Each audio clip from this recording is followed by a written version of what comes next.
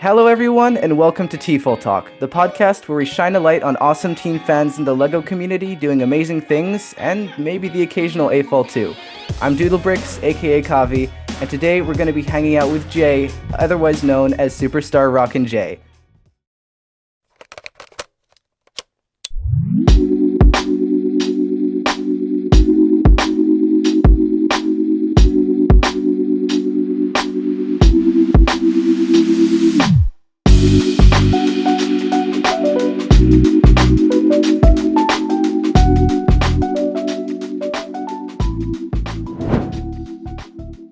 Hello, how are you?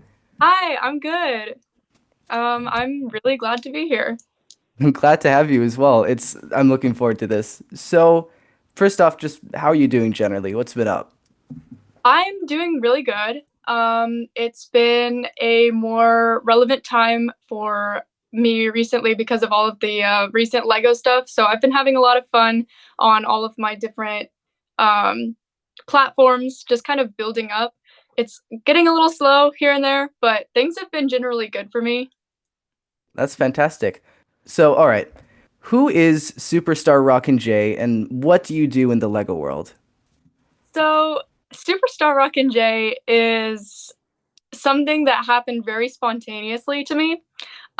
Just a small bit of background. I started on TikTok and my account went up in January of 2021 as Lloyd Garmadon fan account. And I did not do anything with it. I just used TikTok.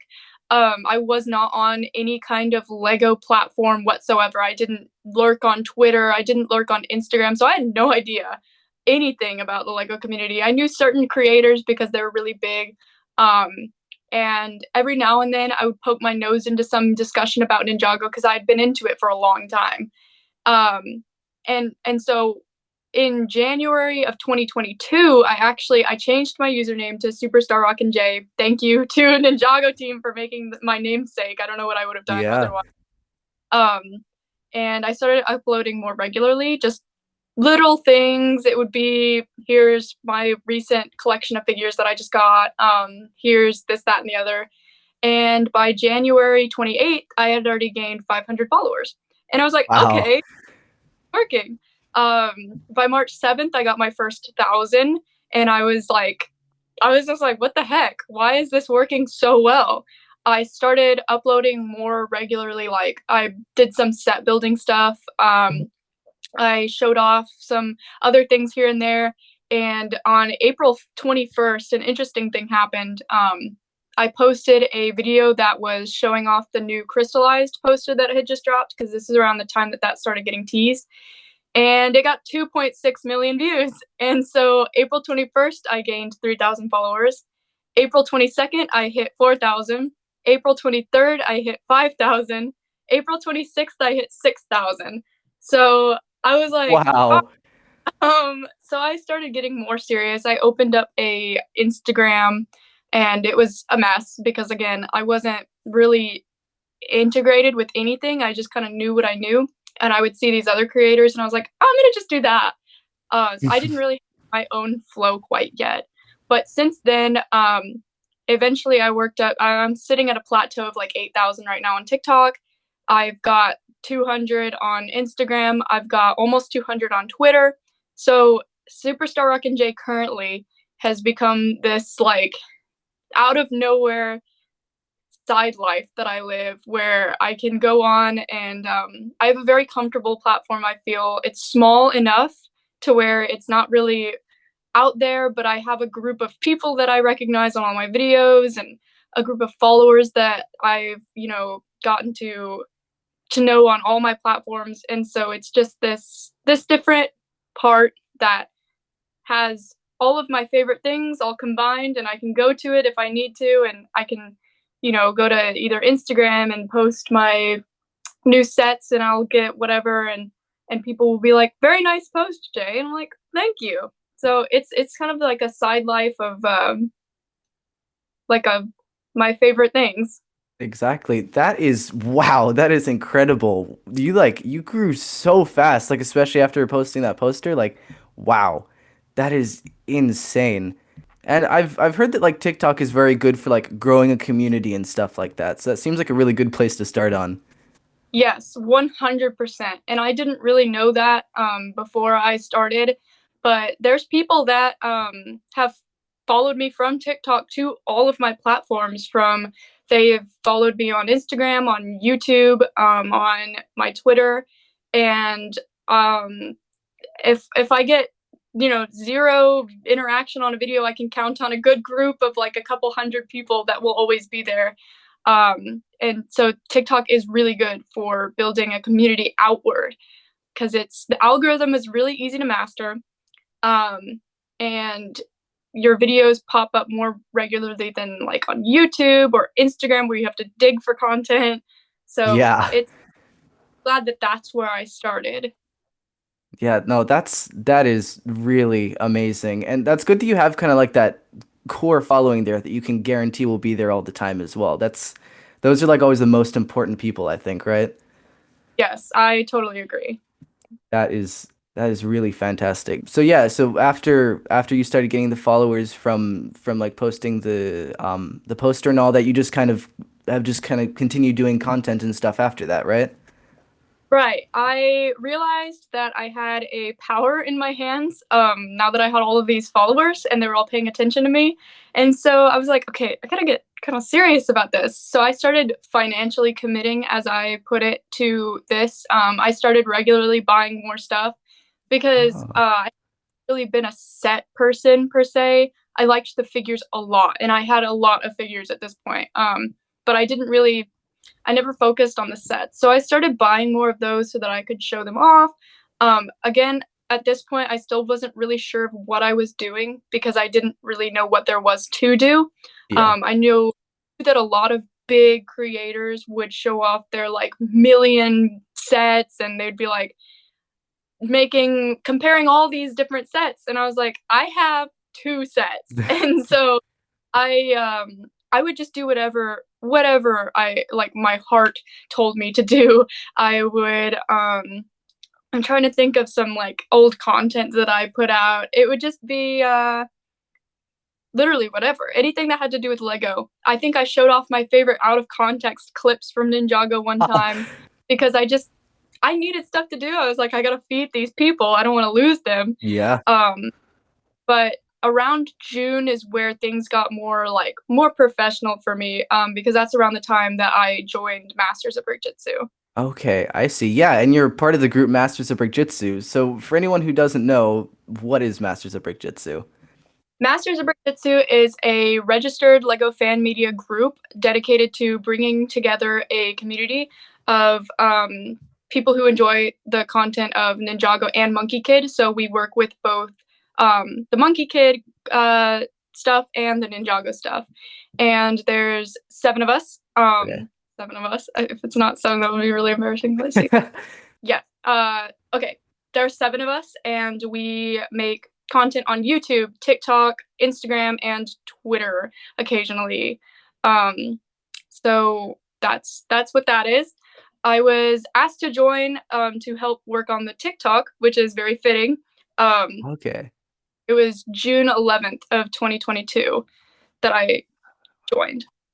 Okay, that's so cool. And they invited you to be on. That's awesome because I was gonna ask like how you actually joined, like if you reached out to them or how that worked. So they reached out to you then. That is, Yeah, I remember I was cleaning my room out because I was getting ready to. It was June, so I was getting ready to move to college, and yeah. my phone was like on my bed, and I wasn't paying attention, and I went back to check it, and I had gotten a Discord notification, and I was like, "Oh my gosh!" I'm sorry, I'm getting a little. I was like, I was freaking out at this point, I did know I was more integrated into the Lego community online as far as that goes. So I did know of Masters of Brick-Jitsu and some of the other content creators that work alongside it. So I was aware of how for me for us in the Lego community specifically, Ninjago is a big deal to me. And Yeah. so it's like, hey Jay, we're looking to add somebody to our group, and I think you would be a good fit for our TikTok. And I was like telling my mom, I was like, oh my gosh.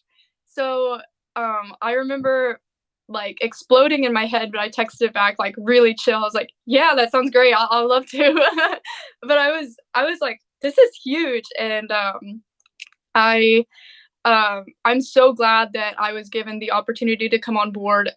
They are all amazing people. If you ever have the opportunity to meet any of them, they're great. They became my family, Aw. and it's nice to be able to have a group of people to rely on because they're amazing people. Wow, that is so incredible. It's great to hear how you just kind of got brought into that whole thing. Like that sounds just really lovely, honestly. And that does sound really exciting. Like when they invited you, I will admit, whenever something like exciting like that happens to me, I also go to my mom and I'm like, "Did you see this? Like this is so cool." So I completely get that. And I love that you played it off chill as well, because that's really funny. Like, the freaking out thing and just like, yeah, I sure. mean, That sounds good.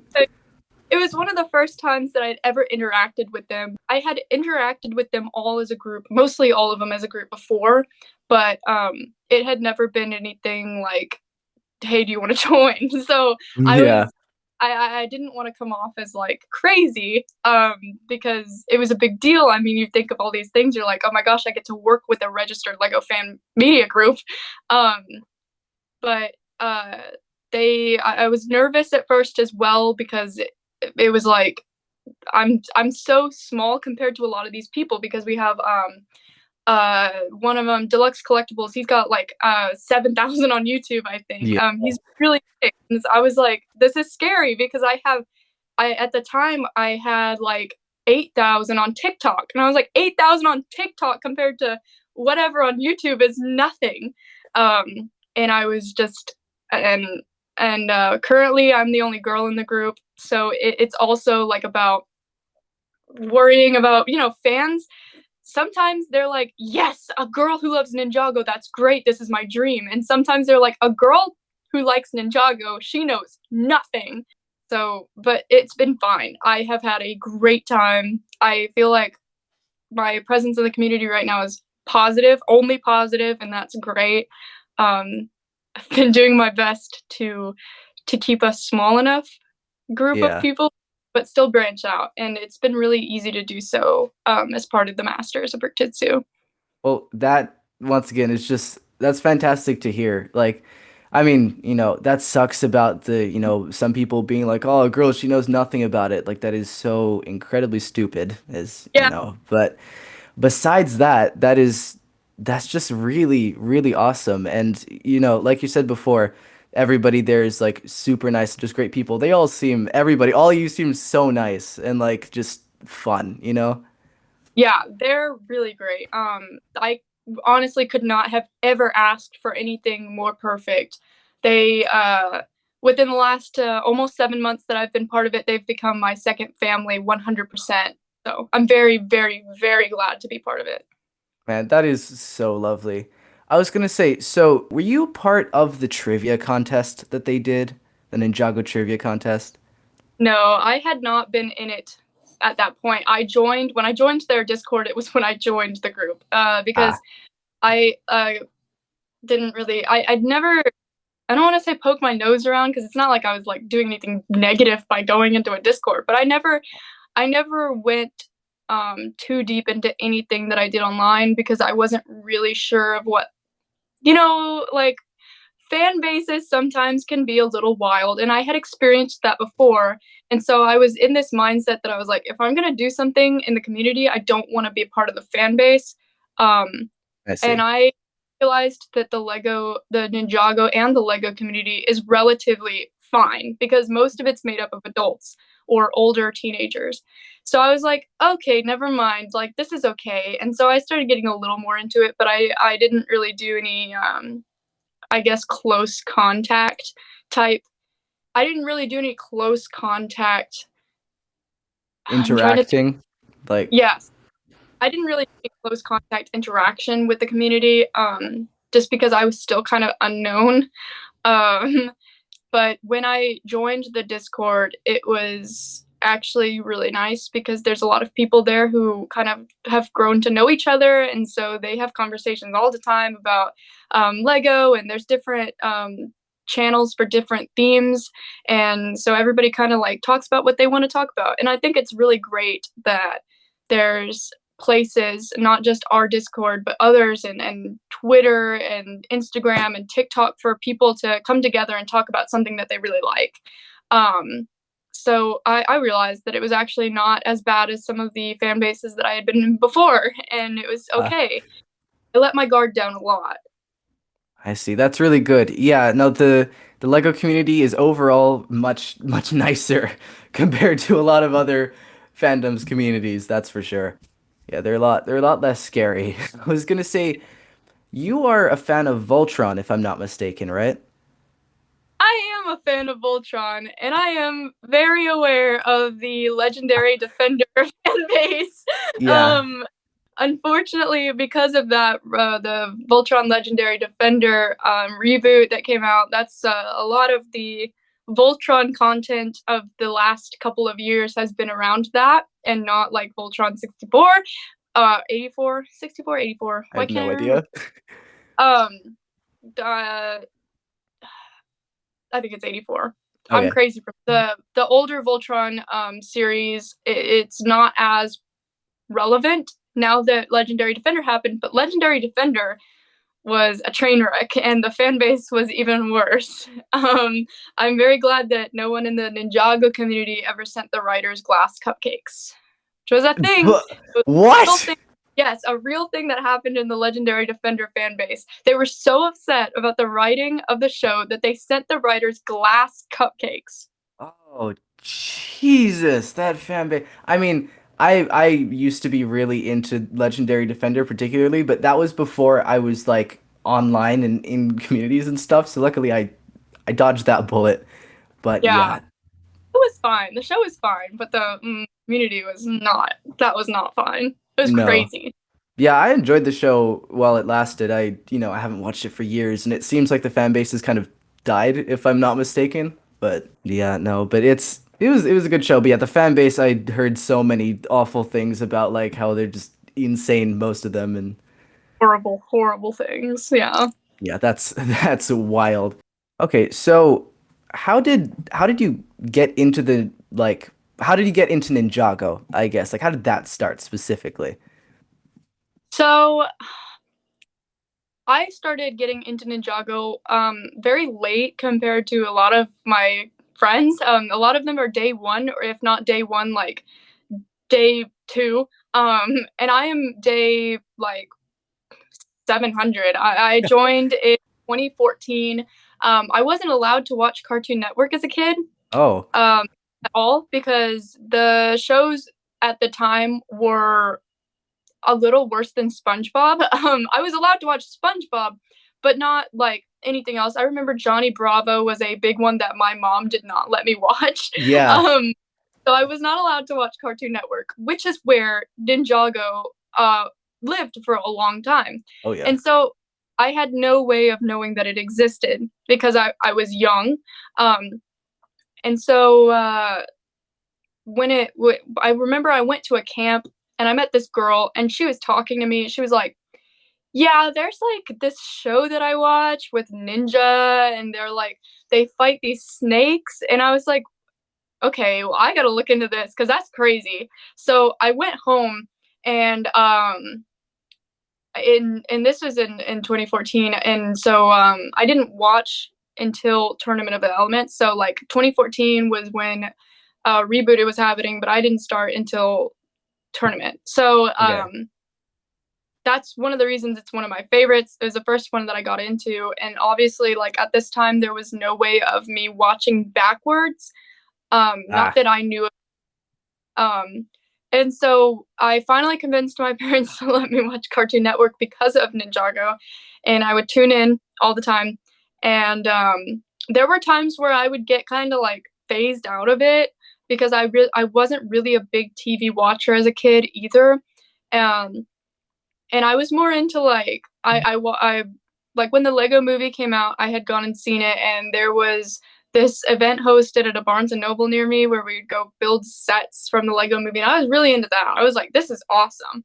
Um, but I know I didn't buy any Ninjago sets, mostly because I also had a little brother, and if you Ah, have a little brother, you will never get any Lego sets. He'll always get the Lego sets, and they're expensive. I would only buy them for one kid too. yeah. Um, so my Ninjago my Ninjago liking was very neutral. It was like I would sit and watch the show, but there was not ever really anything for me to do with it just because I didn't necessarily give myself enough opportunity. I mean, I was a kid, so it's not like I was going to go out and spend $30 by myself.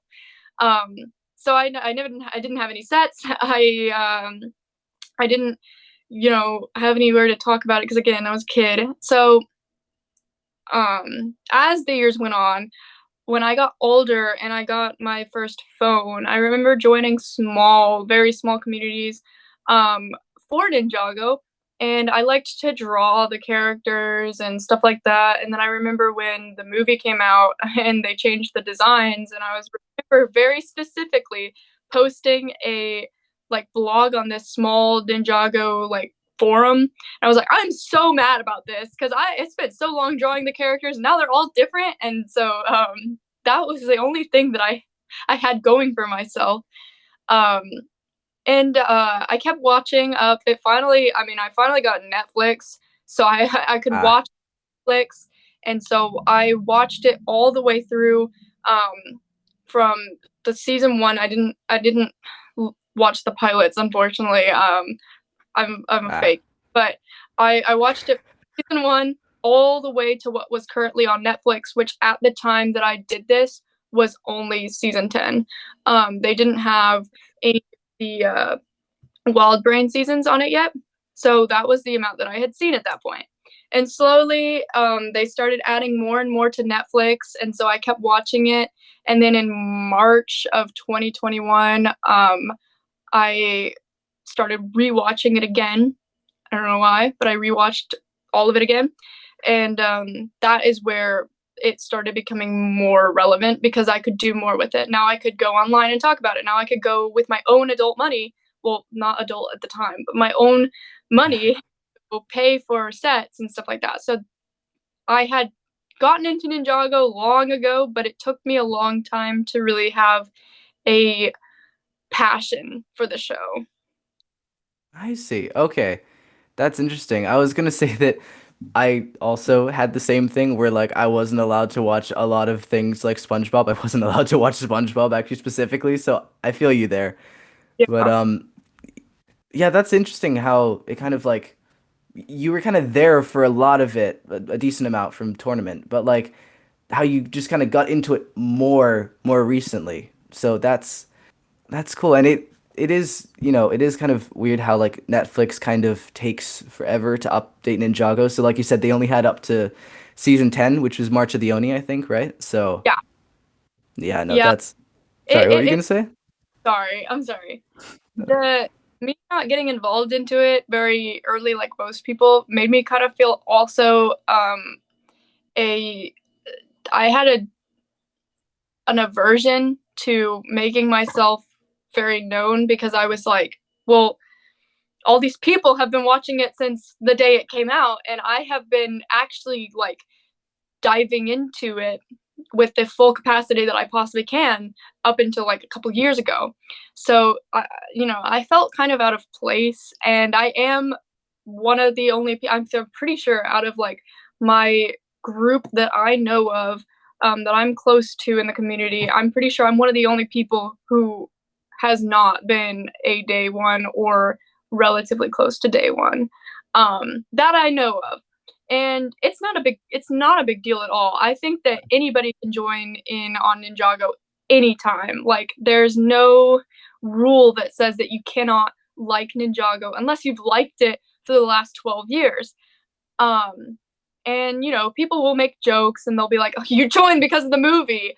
And I Yeah. honestly, like, if you join because of the movie, the more the merrier. Like, welcome to the community.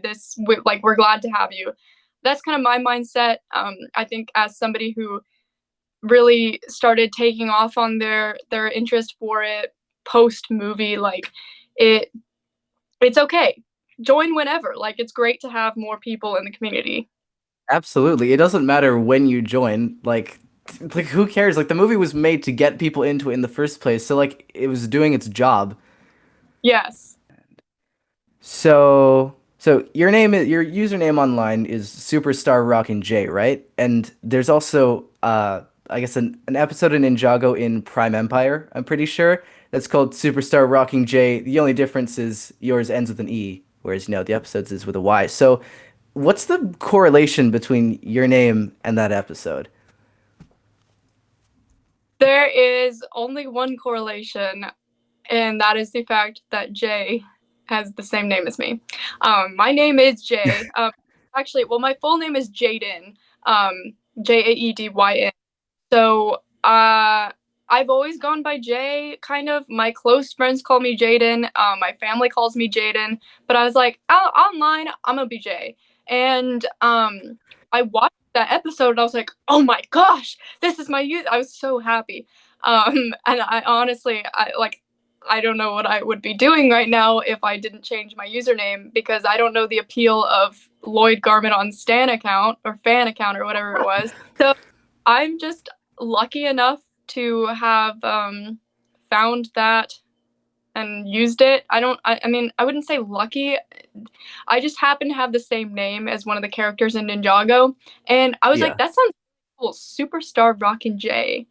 And so I tried it out on TikTok and I liked it. And then I moved to Twitter, and that's obviously too long. So I did Rockin Jae.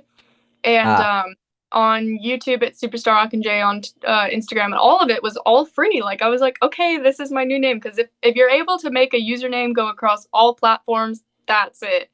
Um, true. so yeah, that's where I just took it, and I had to make sure that this wasn't copywritten, that I couldn't get in trouble for Superstar Rockin Jae, and I don't think I can at That's good. all. But yeah, that I actually one time bought the J Arcade Pod from the Prime Empire sets. Yeah, Um, I bought it way overpriced, but I was like, it's my namesake. I have to get it because it's the one that comes with Superstar Rockin J.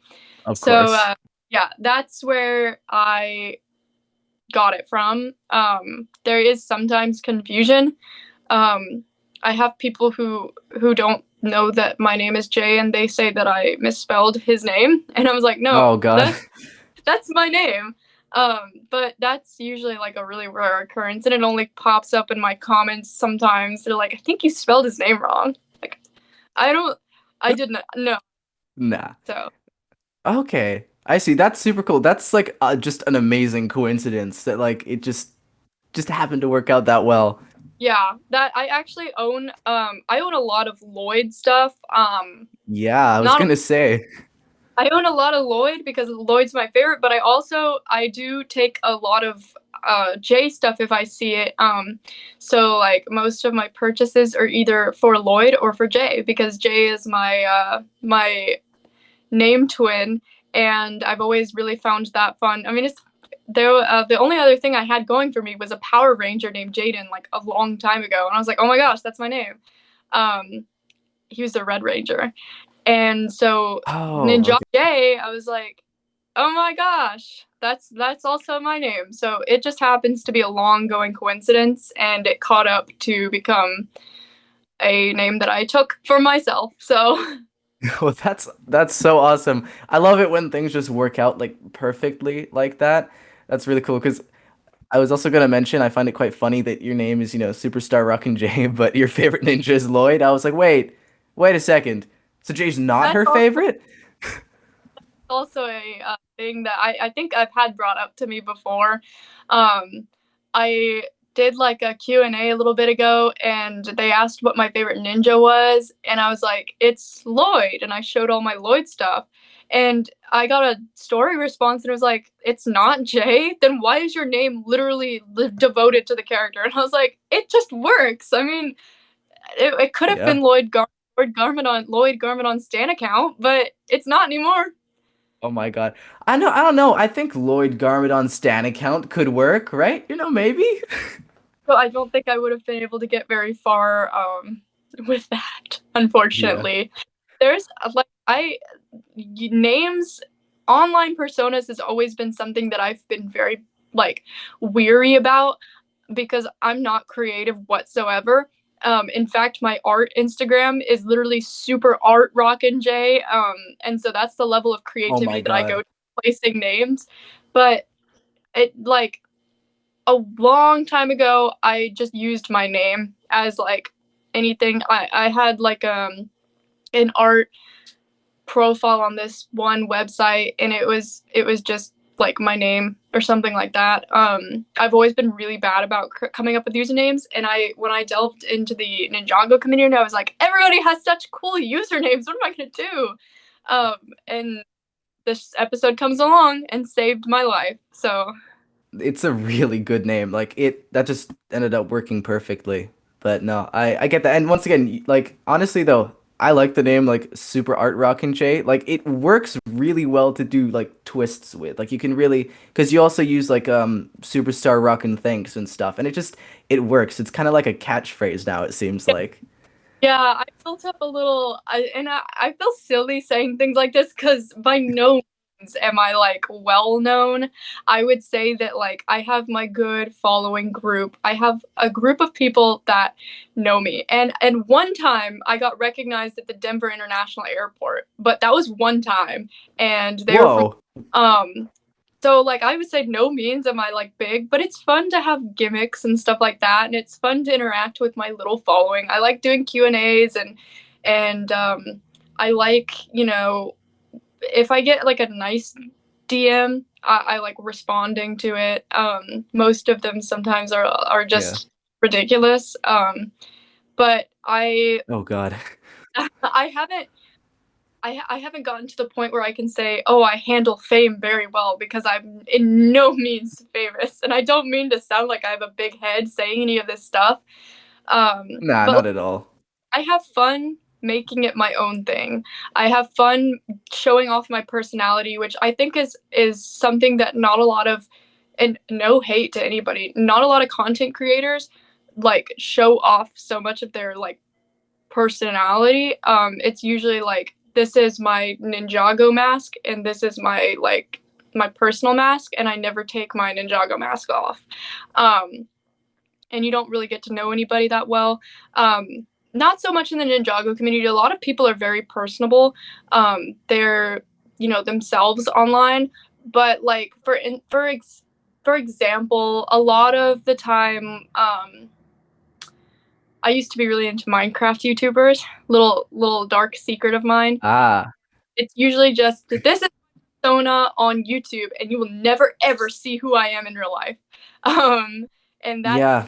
that's something that I was used to, and I was like, I kind of just I'm comfortable sharing parts of myself online. I would obviously never come on and say like, this is where I go to school. This is, but like something that people have taken a notice to is that I really like capybara and I really like K-pop. Yeah. And so I have people who every now and then will DM me like a picture of a capybara, and they'll be like, "Hey, here's this," and I'm like, "Thank you." So I like sharing that side, and it's really fun to interact with my group, even if it's relatively, I would say, medium sized following at this point. It's still so much fun. Absolutely. That's so sweet that like followers of yours will like send like capybara photos just completely out of the blue and stuff like that. I love it. It's a great part of my day if it ever happens. People just yeah, they and it's on Twitter too. Like I'll get DMs and they're like capybaras, or I'll get a mention and it's like a picture of a capybara, and it really does my day because it's like people just wanted to show me that. That's crazy that there's just people who are randomly at any time of the day, like, I think I'll show Superstar Rockin' Jay a capybara. So by all means, like, keep them coming. Absolutely. That's so sweet like that people do that. That's once again it's nice like your followers have like kind of taken I guess notice to that and just like to do that. That's just really sweet. I was gonna say, if Lego made either a capybara or a tapir set, what would be your reaction? So, oh my gosh, I a little bit ago, one of the one of my friends like showed in like a group chat, sent a taper mock, and I have been searching for it. It's on Pinterest and there's no information about who posted it. I can't reverse search it because it only comes to the Pinterest. I've been looking for the instructions to that thing for ages. And all the capybara mocks are like huge and they're very what's the word, they're just they're not what I would sit down and build. They're very big and difficult looking. And Yeah, but that's fair. like I'm thinking like not brickheads. Maybe like a creator 3-in-1 that turns into a capybara Oh, paper. I would go crazy. That would be a day one buy. And I don't usually have day one buys, but that would be crazy. And I'm surprised that nobody has worked on a capybara like mock up of it, like any kind of like they're not as out there as I thought they would be because capybaras are pretty like crazy on the internet and they have been for a while. And I always yeah, check, but I can usually never find anything that's like that I would sit down and build. I need like a little itty bitty one, not that's fair. a huge It, build. it it needs to be space efficient, not life-sized. Like, No, like Eiffel Tower style capybaras. Nothing that I can like put in the corner of my room and that's it. I want something I can put on my little desk. Something like that. yeah, totally. I mean, I guess if you had a big enough desk, you could put a life-size capybara build on, but I don't think most people have a desk big enough for that. That would be huge. They're huge animals. Like they can get pretty big. They they are like I didn't know they existed until like I mean, okay, I was about to say this year because I'm still in 2022, but like um yeah, I didn't realize they existed until like 2022. I was like, what is this animal? Like, and then I thought it was, like this big, and then I'm like, holy shit, they're huge. Well, the babies are so small. The babies are like the size of like a cat, a kitten, a very small, you Oh, know, I would say like maybe like week old kitten. They're very small. They're just rounder. But the adults, they're like the size of like a pig, like a full grown pig. oof. The one that I saw recently, my boyfriend and I went and saw a went to a zoo that happened to have capybara. That was the only reason we went. I'm gonna be honest. We spent $40 to see capybara, and his name is Potato, the capybara, and he's Oh, like probably bigger than I could like. I could not lift him. I don't think. um, I'm about 5'8", and he'd probably be at my knee, which is a good maybe 2 feet. wow. So he's huge. That is amazing. Can I also just say that's a good boyfriend. He took you to the zoo to specifically see capybara. That is awesome. Yeah, yeah. It was a miracle that I found somebody who can drive all the way because this zoo is not close to us. It's like 40-50 minutes away.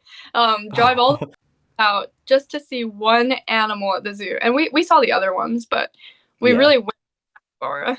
The capybara was the star of the show. That's so fun. That is awesome. All right, so anybody out there, remember, make a small capybara mock. You got to do it. We're missing this in the community. Then send it to me. I will buy it. 100%. I Yes. will buy instructions. Yes, send it to Jay if you make one. See, also, I was gonna say in my questions, I wrote down to bring up the capybara thing, and also I couldn't remember the name of a tapir, so I just wrote down and the one that looks like a deformed elephant. Dude, that's a funny story because a long time, not a long time ago, but I was like messing around and on my explore page, and that thing came up because it's always with the creature, it or the capybara. I just revealed my story, but there's this lady that I follow, and she's called the Crazy Taper Lady, and she's got these. She works at a zoo, and one of the tapers' names is Al, and then another one's Oh. name is, and then the capybara's name is Johnson. So like they're always with each other, and so I Oh. sent it to that, and I was like, "What is this creature?" And like it was just a funny moment because creature is such a demeaning word, but it became like and so the creature thing just took off, and like every now and then I'd get sent a gif of like the creature, and it'd be like, Jay, you're on the gifs. There's a gif of you. Oh It my was just god. funny. So it became a big inside joke with all my friends, and I eventually just only referred to it as a creature. And for Christmas this year, I got a onesie. I was gifted a onesie of the paper so that I could be the creature, That's and like a shark plushie and a capybara plushie. And it was just, oh my gosh, I had a field day. So this taper thing sprouted from the capybara, um, but I don't know how to explain my like feelings for the taper because it's so weird looking. But yeah. there's something really adorable about them that I just totally like surrounded myself in these things because they're just so cute, but so. Mm. Yeah. Strange but adorable. It kind of walks that fine line, right? Yeah, definitely. But Like there's some angles like, and then there's some that it's actually really cute looking. exactly. Yeah, no, we have some weird animals in this world, but that's hilarious. I love that that just sprouted off of the capybara thing. Like, it's just one creature leads to the next. I wonder which one's gonna be next. If there's gonna be another one, who knows? Yeah, we'll see. We'll see. Keep an eye out for Yeah, the creature trilogy. definitely. Oh my God, that's awesome. So yeah, I mean, hey, at least there's some tapir mocks, so that's good. Good ones that are At least one that I can buy. exactly. Honestly, though, they should totally make a capybara brickheads like capybara and tapir. That would like work so well. I don't know that it would sell. They'd sell one. We can count. Well, the brickheads already do not sell enough. So that would Yeah, be but they would have at least one sell. yeah, One that's sold. fair. I do wonder why they continue with brickheads so much because they don't seem to do that well. Like I know some people like collect them like religiously and then everyone else is just like, yeah, it's a thing. Small group of people who really do take to them. And there's some that I can understand that I would buy, maybe like on a planet where I had just so much money to spend. Yeah. Um, but it's nothing that I would like save up for. There, I mean, there's so many other themes that I would rather buy from. Like, I would rather spend, let's say, like $100 on like a maybe decently large Lego Friends set than I would spend $100 on maybe a couple brickheads. Like, Yeah. I would really rather buy stuff that is more worth my money. Oh no, I don't. totally. They have the same problem as the pop figures. Yes. The where they all have the same aura to them. It's less lifeless than the Funko Pops because they have those like little beady eyes. Yeah. But that's the thing is that they all have these beady eyes, and it's like they don't really work that well. Like you can't really capture. There's some that are really good. I think the Ahsoka Tano one is actually kind of good. Yeah, that one's good. Already that I've always kind of like looked at and said this is a better brickheads than most. But most of them just aren't. They just don't. They There's don't hit something the weird. mark. Yeah, they can't capture really what they need to capture in the design that they have. Like the design space that they have, it's just like the Funkos. They have a giant head and then a tiny body, and so there's a lot of like things that they miss with it. The Voltron one, though, the Voltron Funko Pop, I will say, one of the only ones that I own is actually pretty good. Yeah, that one But seems good.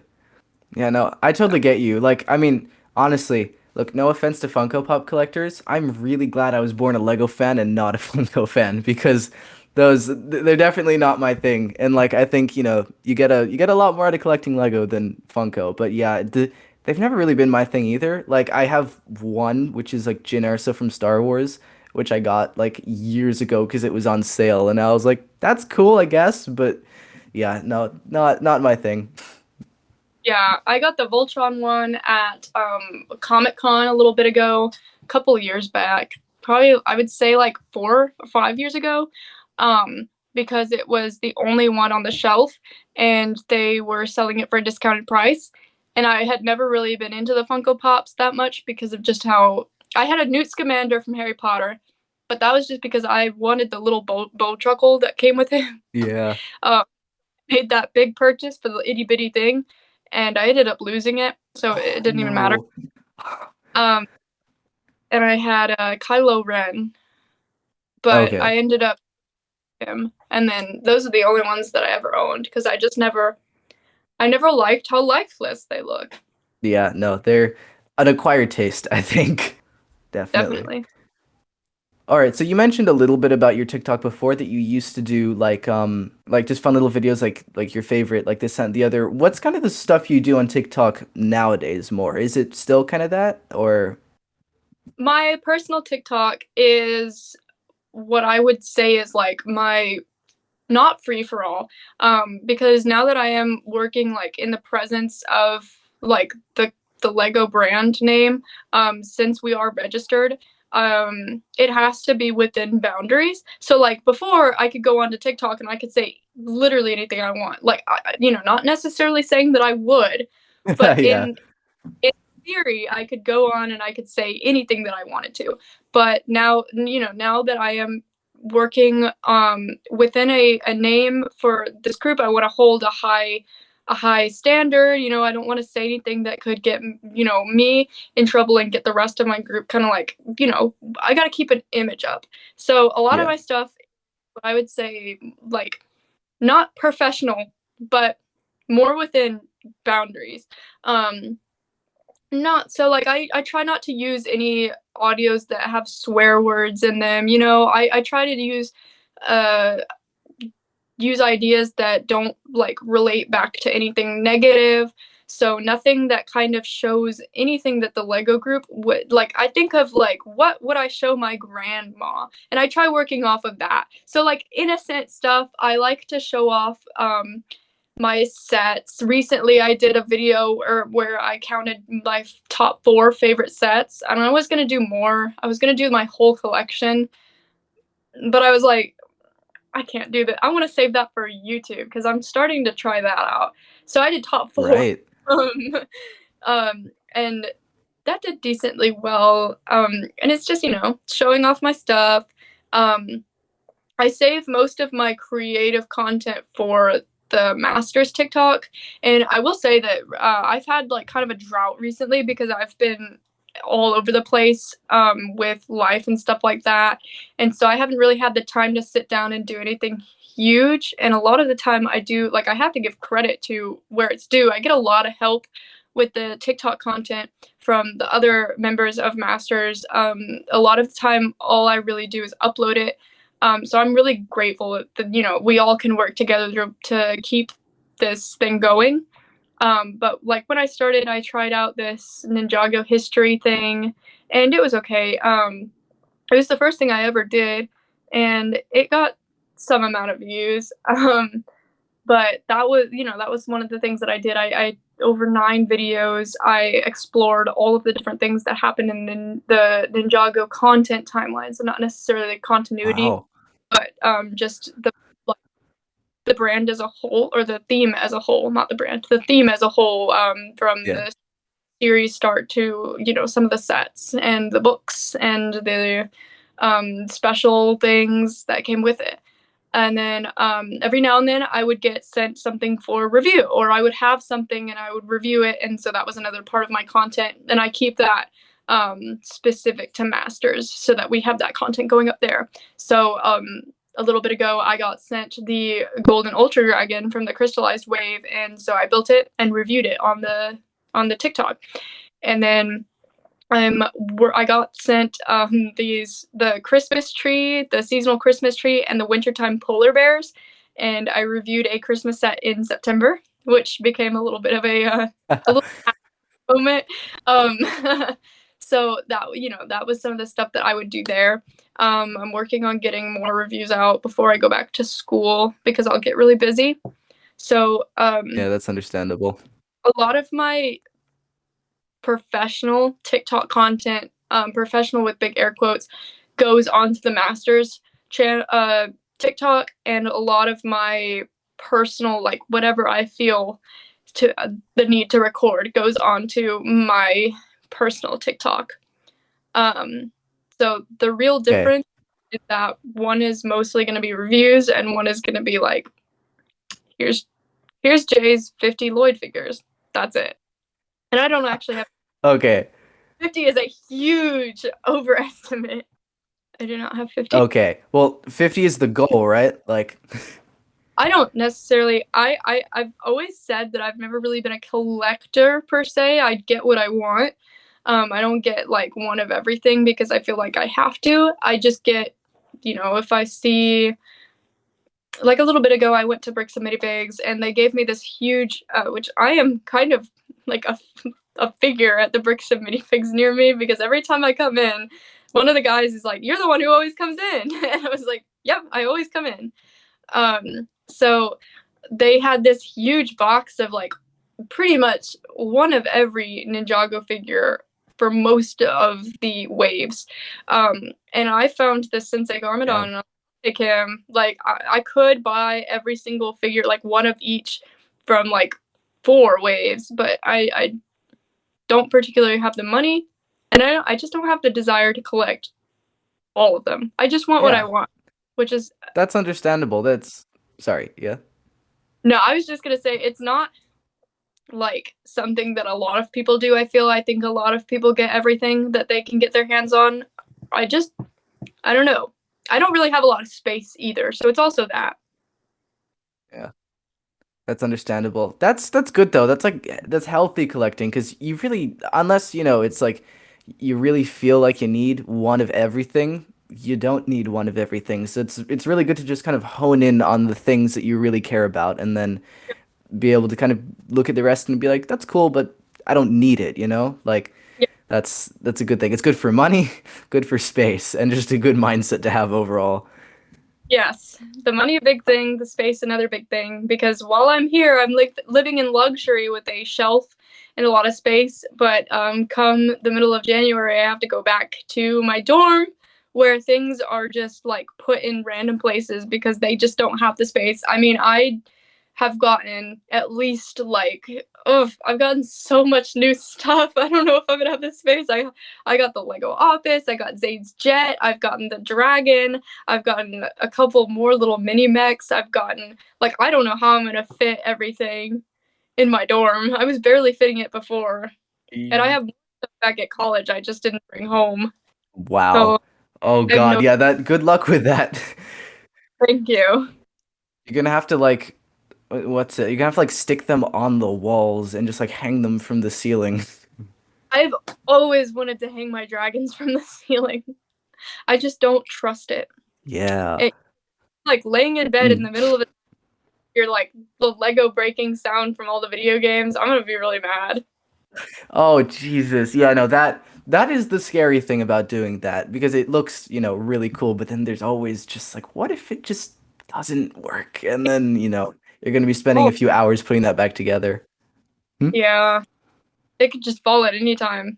Yeah, it really could. So I was gonna say, you also run the Masters of Brick Jitsu TikTok, right? Like you're the main runner of that. Right. I would say run as not lightly as possible, but I would say run like I have the power to upload things. Um, like I said before, a lot of us do collaborate on stuff just because, I've been kind of bad about time recently. I've just got a lot of things going on. And so every now and then, I have help from other people in the group and they will send me stuff to upload. And so I'll upload it. Like I have the ability to upload things. Um, but before I got really busy, I was doing things kind of exclusively. But like I said, I would say more than anything, I'm usually like I got the help of my friends. That's fantastic. That's so good to hear that, everyone helps each other out. Definitely, yeah. It's really nice because if I, just don't have the time to go sit down and do something, I always have like a backlog of videos to upload when we need something to upload, and it's really great. And I usually like sometimes I'm not so good about giving thanks, but like most of the time I make sure that like there's an appreciation for the amount of times that I've been helped out, on certain things. And especially recently, like I did my first YouTube review and everybody else was kind of akin to doing YouTube reviews because they had all at least done something from the crystallized wave. And I just hadn't had that experience. I'm used to TikTok where I can just sit there and say, "Hey, everybody, here's the dragon." But YouTube is different because Yeah, you have to make it a little bit longer. Like it can't be a 45-second video. It can be, but like mine would be the shortest. So they were all very helpful when time came, and I felt very supported, and it kind of made me more comfortable with YouTube. So again, that's another thing that I'm thankful for is that I have the support of people. If not like random people on the internet, it's at least people that I consider my friends. exactly. That's a really amazing thing to have, and it's nice to hear that, everybody helps each other out in that community, which is, one of the most important things, I guess, for life in general. Like it's just fantastic. So I was also gonna say, you mentioned that you are kind of trying to transition over into YouTube a bit as well. How's that going? And like, what are you kind of aiming to do over there more? Um, so I back when I hit like 1,000 followers, I made my YouTube channel and I never posted to it because I was nervous. Um, and I just didn't feel like I had the assets to do that quite yet. Um, that being said, I still don't feel like that. I'm still recording with my phone and editing in iMovie. And I hate revealing that, but it's like, yeah, you got to be real. It's all And good. I don't have money for nice software. I don't have money for a nicer specific camera.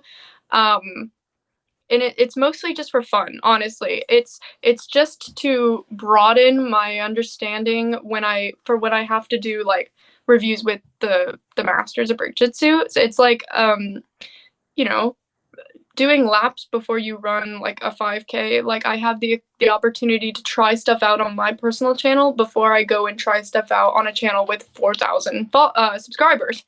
um and Yeah. it's fun for me. I had a lot of fun messing with my recent video, which was me talking about the Lego Office set. And I got to play around with different ways of doing it until I found what was working right for me. Like I went through a couple different you know, final videos, I was gonna have like a whole sequence of me doing the talking head thing from The Office where, they're sitting in the break room and they're just talking alone. I had a green screen background and I was wearing a tie and glasses, and I ended up just using some of that just for my thumbnail. But I had an opportunity to mess around, and I'm happy with the final output. It has done good enough for a channel with like 30 subscribers, I would say. I have 20 more views than I have subscribers. So I'll take what I can get, honestly. But in the end, it was fun for me to do it. And I just enjoy being able to talk about stuff that I like. And the output, no matter what the view count was going to be satisfying to me because I put something together that I originally didn't think that I would ever have the confidence to do. Exactly. And also, your video was great, by the way. It was really fun. I highly recommend anybody listening to go check it out. But no, it's great that you're kind of pushing yourself out of your comfort zone and just doing it. Yeah, that was kind of how I felt with the TikTok. And I remember a long time ago, I think on my first video with Masters, I think I had mentioned that the TikTok was kind of like a place for me to be myself, and it made me more confident that I could get up there and talk about something that I knew I liked. And so it was easy for me to talk about it, and it made me more used to getting on like camera and talking to a possibly large audience. It made me more comfortable, but YouTube had always been something that I was a little weary of because I think people expect you to be more professional on YouTube. TikTok is more leisurely, I would say, than YouTube is. YouTube has higher expectations. My drop off rate for like how long people watched the video was I had about 28% of my viewers, which my viewers were like 50-50, that stayed through the whole video. So and that's the same on most. Like, I've experienced that on TikTok because it has the same thing where you can see the amount of people who watch through your whole video. And I thought 3 minutes was enough to retain people's attention, but apparently, like the introduction that I did for the video made a lot of people leave. It was probably confusing because I was making coffee in the beginning, but I Mm. thought it was a fun gimmick. So it's a learning curve. It was good. It was good. Thank you. It's definitely something that I have to try out more, and I think that that just opens myself up more to the opportunities that I can go and get. Totally. That's a good way of looking at it. I'm glad that you're not like stopping with it, that you're gonna keep going and really work for it. I was gonna say, what's it also, if you need like a better editing program, I use a free one that's really good. It's for, computers. It's called DaVinci Resolve. I don't know if you've heard of it, but it's really good. I just wrote it down. Thank you. Yeah, definitely. No problem. It's like, I mean, there is a paid version, but you don't like, I don't need it. It's like it's really fantastic. Professionals use it and it's really good. So, highly recommend that. I feel you about the camera though as well because I don't have a smartphone. I have a Nokia. That's my confession. But Mhm. I record videos with a camcorder from like 2014. So I get you when it comes to the camera situation as well, doing that kind of stuff. Yeah, I have this one right here is a Logitech, but it only records to 720 pixels. So that's Oof. like the bare minimum I would say is on camera that is made from this like age. And Yeah, not I'm not like happy to have at least something, but I do not I have my phone, so I usually don't use it. yeah. No, I totally understand that. But it's good to work with what you have, I guess, because I guess you become more resourceful like that. Like I hear a lot of people say stuff like that. So, and then Yeah. after time, you will eventually upgrade and things like that. And once you get the hang of it more, and it's, I guess it's kind of what's the word I'm looking for? It's a journey. That's what Yeah. it is. Definitely. So I'm wondering, so what is something that you kind of like to see happen or change in the kind of TFOL side of the Lego community? Because, for example, Lego's doing this kind of adults welcome campaign where they're making all these, like really like detailed and kind of more, adult oriented sets. But it feels like there's kind of a gap between, the kids and like adults, and it feels like the kind of teen side of it, they're not really focusing on that much. So is there something specifically you'd like to see them change or improve upon or something like that? As somebody who is kind of in that fine line of teen and adult, because I'm actually turning 19 this year, actually in the next couple of days. Really? So yeah, um, I I'm in that weird space where I kind of have grown up with a lot of um the newer Lego themes, and especially Ninjago.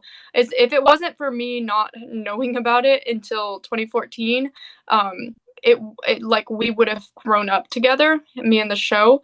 um Yeah. and so right now I feel like a lot of the stuff is still catered to me, to so to speak.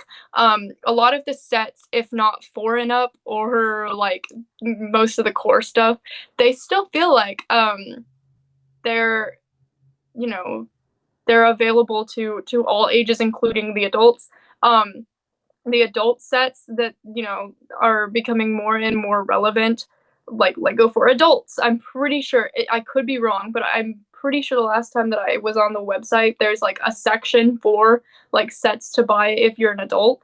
Um, Yeah. but I would necessarily say that that is catering to AFOL, as much as it's catering to like parents who may or may not be like shopping on the website. Because I feel like they know already like what their audience is, and I can't say that I have a deep understanding of Lego's relation to the fan base, especially Ninjago, since they rarely talk about Ninjago, the company as a whole. So Yeah. I honestly give an answer. I know that Lego is mostly supposed to be catering to the younger audiences, because Lego is supposed to be kids' toys. And I know that they do have 18 plus sets. And I know what you're meaning is that there's kids toys catered to kids, there's toys catered to adults, and then there's this gray space of like all the other sets. If it's not Duplo and it's not 4 and up and it's not 18 plus, then what is it? And I Yeah. think that's where maybe the me growing up with it comes into play, is that that's always what I've seen. So that being still what I'm seeing is just kind of like it's just another trip to Target, like you have the Duplo section, then you have the Star Wars sets, and you have the Ninjago sets and the Friends, and the that's really all they have. The Jurassic Park is sometimes there, but then there's that other end of it that is, the ideas sets, and sometimes the architecture sets, and the icons sets. Um, and really just me being on that fine line of adulthood and childhood, Yeah. it's kind of all the same to me at the moment. Um, I see. but again, like, to go deeper, I don't have enough of an understanding of what they think about, certain groups. I know how they feel about children because that's their brand name basically, and we know that they have stuff for adults. Um, and I guess that the rest of it is just kind of for anybody and everybody, honestly. I Yeah. mean, technically, and I'm not saying anybody could buy a Duplo set, and anybody can buy the Winnie the Pooh, even though it's 18 plus. But like, I think that's the beauty of it, is that it's always for everybody. Because honestly, anybody can build anything. I mean, I have personally sat down and built 4 and up sets. Yeah. No, Which totally. it's not a fun experience because it's like, oh, like you put a couple pieces together and there it is. But Yeah, that's there's something. Sorry, I interrupted you. What were you saying? I didn't have anything else. I'm sorry, I didn't have enough to say about that question. That's a good question, but I just don't. There's people that I think could answer that, that I know, but I just don't have that knowledge.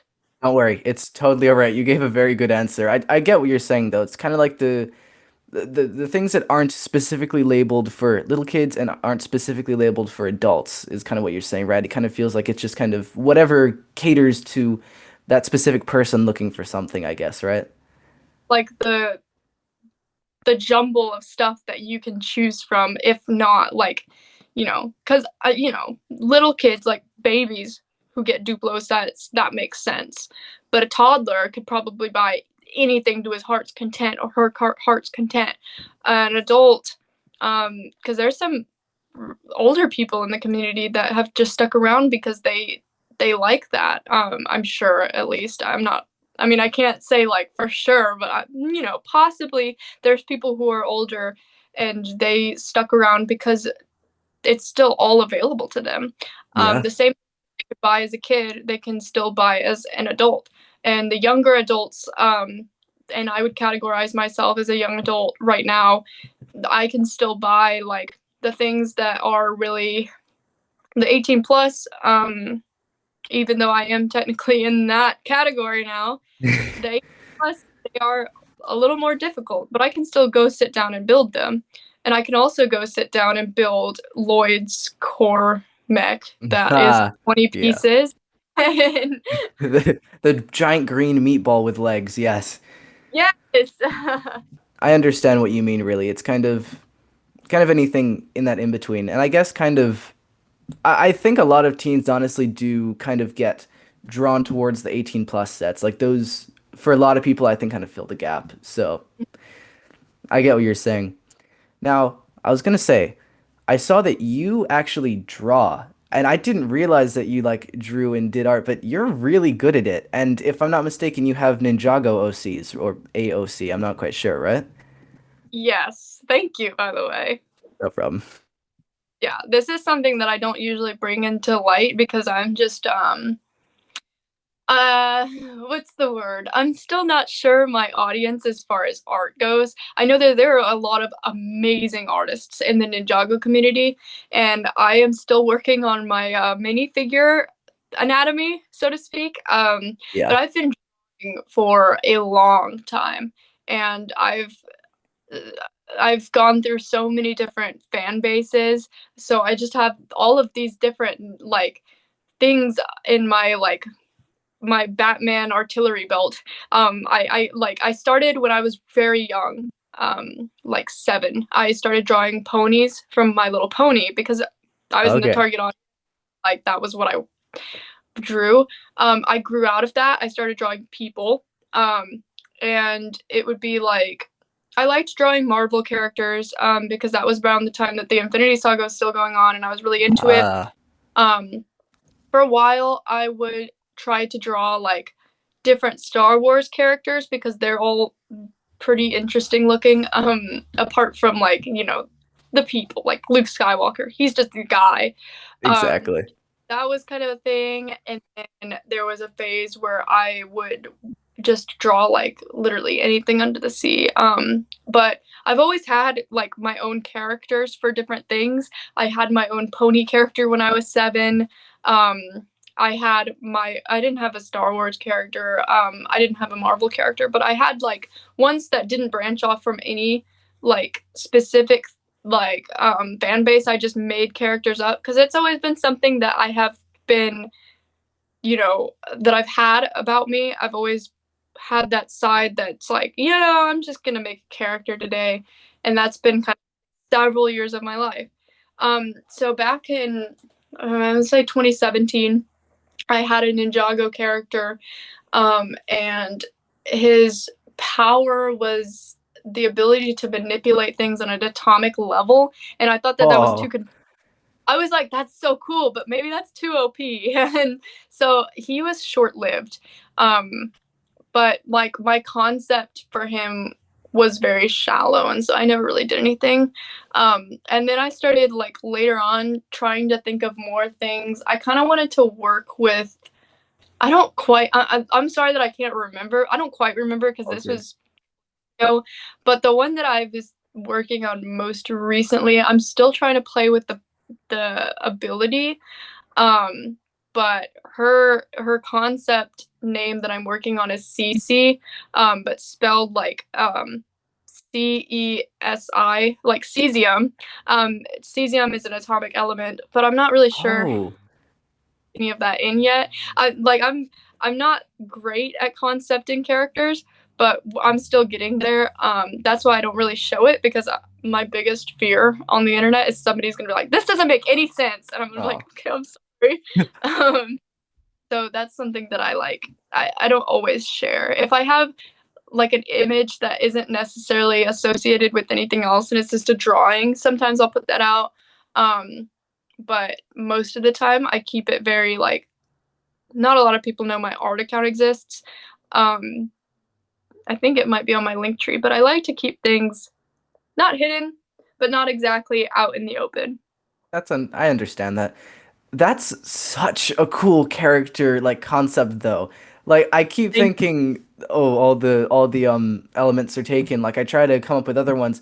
And then like like the atomic level stuff, like that's really cool. And that's just really creative. And what's this the new character, the newer character, I guess. Cece. Is she the one with like the kind of pink stripes on her face? Or if yeah, I remember correctly, yeah. um, yeah. The stripes is actually funny because I had my original character had the stripes. And then this was 2017, and then 2018 happened, and Harumi existed, and she had the stripes on. Gosh, this makes sense now. And I was like, that's cool that like something that I thought of ended up being like not. It's not exactly the same. The stripes No. are not exactly, but the stripes being there in the first place, like the red across her face, I was like, that's kind of similar, and I thought it was really cool. Um, because I think I like when things a lot of sometimes people are like, well, that's not cool. Like that's my idea, and these people just took it. But I like the idea that something that I made kind of works within the show. that's something that I struggle with a lot. I'm like, how would this even work? And I do a lot of deep diving. I do a lot of like, just to make sure that in the instance that it was canon, that it could actually make sense. Okay, I see. That's something that I was like excited about. I was like, wow, the stripes and the markings and stuff like that, like that's something that, you know, shows up in a character that isn't, what's the word? I don't know. I don't know how to explain it, but like, It's good. No, I definitely I get what you mean. It's exciting to see that there's like kind of that similarity there and it can fit into that world in some way. And that's really cool and it's a really good character design as well. I think it fits the Ninjago aesthetic quite well, I'd say. thank you. I was so also did you like go to like specific like art classes or are you more like self-taught with like drawing, when you started to take it more seriously? So, and this could be like a totally different story, like altogether, or a totally different like podcast theoretically. I used to watch like I had access to YouTube at an earlier age, and I used to watch like people on YouTube draw, and so one of the things that I did is I kind of like imitated what they did just to like kind of work myself into that mindset, I guess. I was so young, but like I had this like infatuation with the way that these people drew. And so I would look up like drawing pony, like My Little Pony art, and then I would watch how they did it and I would be like on my desk like doing the same thing. And eventually that did pay off because I was able to master at least what they were doing. And over time, I was able to develop my own way of doing it. But that was short lived because eventually I started moving on to people. And I the see. people think I would say that I am like mediocre at anatomy, because I've never taken any official classes. I've studied images, but I have never really like figured out quite how to work that in. Um, so I think that while I am self-taught, I would benefit very well, very greatly from taking art classes. And it's something that I've always been interested in, but I've never found something that has really worked for me. Okay, I see. Yeah, that's I can understand that you more work well within, I guess, your own what's the word? Like you work better with yourself, I guess. Yeah, I like doing it myself for so long that when I go to classes, it's like I just don't feel like it's working for me, you know? Yeah. No, I completely get what you're saying. I think art classes can either they can be very hit or miss, right? Because if you've already kind of started like you have, it can kind of be difficult to kind of backtrack and then fit that in. But I was gonna say I also did the same thing where like I just follow along with videos and I'm also not great at anatomy. I've never like studied proper anatomy before, so I completely get that. Anatomy can be painful at times, that's for sure. It's yeah, it can definitely be difficult, but we'll overcome it. We will. Definitely. I was gonna say, have you like are you planning on making other like either Ninjago OCs or just other kinds generally? Like, or are you good with the ones you have right now? Um, I still like dream of developing the one that I'm working on right now a little bit more, and I'm not sure if I would ever like share her with the world just because I feel like it's not really something that I feel the need to be public about. Not that it's like a secret, but it's just my characters are more personal to myself, um, and not that there's anything wrong with sharing things online.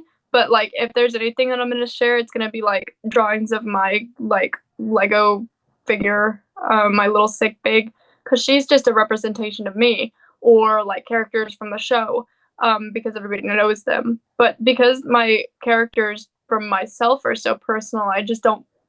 I'm not comfortable like sharing so much information about them because Yeah. it's like that I came up with, and I just feel a little skittish about sharing it with the world. Because like not that I'm worried about like people's opinions, but it's like if somebody doesn't like it, then it's like kind of a hit to like it's a hit because it's Yeah. I came with it and I was like, oh, okay, well that's not like that doesn't make me very happy. So I like to keep things to a small level.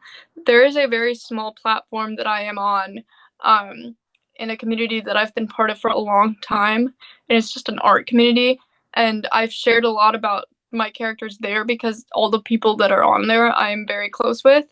But that's about the only place that I would like share info. I see. No, I completely get that. I mean, the internet can be a very harsh place for sure. And, your characters are kind of like your babies. Like you created them, their entire being, I guess. So it can definitely hurt when someone's like, "Oh, I don't like this," or is nasty about something. I definitely get what you mean there. Exactly. Yeah, Okay. Now, another thing kind of in the art world. You do a little bit of cosplaying, if I'm not mistaken, right? I have. You I have have one. you have Yeah. once. Okay. And who was it that you cosplayed specifically? I was Harumi a little bit ago. Um, if you don't count like Halloween. But yeah, a little bit ago, last year in the summer, because it was before I moved for college, I like had this idea and I was like, I really want to cosplay Harumi because there was like an inside joke. Every time that I laughed, sometimes it would come off very evil, like evil laughing. And so I would get teased almost and be like called Harumi.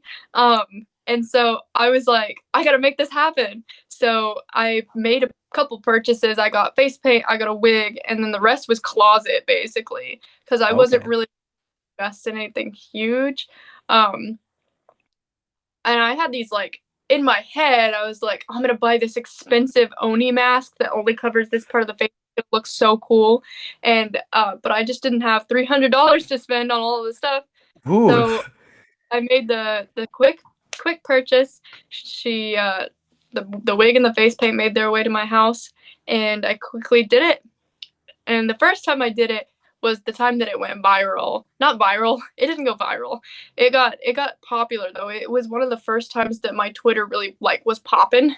Okay. Um and so like I posted my silly little like point 0.5 camera pictures and that post got like 500 likes and that was crazy because I was not used Nice. to. And I was like, oh, that's cool because, it was something that I was like excited about and it made me more excited about it. And then on TikTok, it did decently well. I actually got fan edits made of me because of that. And so that was No way. a really interesting like experience. I remember I was really upset that day. Like I had just had a bad day, and it was just bringing my mood down. And I was sitting in here, in my office space basically, and I like opened TikTok and I had a mention, and I was like, okay, it's interesting. Somebody mentioned me in video, and it was like me. It was me, and it was like they were like the editing stuff, and I was like, oh my gosh. And that happened again, a Oh separate my occasion. God. It lifted my mood up because I was like, this is insane. Like, this has never ever happened to me before. And like, I feel like not a lot of people in the Lego community have gotten edits made of them. So no one knew what I meant when I said that. I was like, I have a fan edit. They're like, what does that mean? Like, somebody took me and like made a video and it like manipulated it with all these different like cool motions and it just looks so cool. And oh my gosh, like that was a whole day for me. So the Harumi thing was a good idea. And I brought Yeah. her back through time. But I didn't really ever post it. I just kind of like I shared it on my like personal account, but not my Lego one. Um, and I want to bring her back in a more like a good costume. I want to really commit to it. It's just financially, cosplaying is really expensive, and I envy so many cosplayers because they just are able to do like I tried getting inspiration from other Harumi cosplayers, and I mean, some of them are just amazing. Like the amount of detail that they put into emulating, so to speak, this character and like bringing her out of the Lego form, which is another thing. Yeah. Cosplayers are just otherworldly because they're able to take a like 2-inch figure theoretically like in their world. I guess they're like normal heights, right? But they're able to take this small design that's got, plastic everything. It's yellow. The clothes are like, you can tell what they are, but bringing plastic like printed clothes into real life is really difficult. It like there are usually lots of detail because they could draw a lot of detail on them. So like seeing the Harumis, I saw one and I don't remember who it was and I feel bad, but there was Jade Princess Harumi and oh my gosh, it was amazing.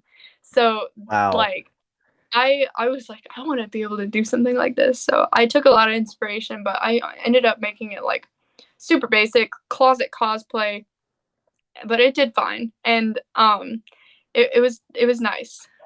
I got a That lot of support on. And that's so awesome to hear. Like that is so awesome. The fact that like you got two fan edits like from that. Like you said, not a lot of people in the I don't think pretty much anybody that I've heard of in the Lego community has had a fan edit of like them. So that is just really cool. That is like so awesome.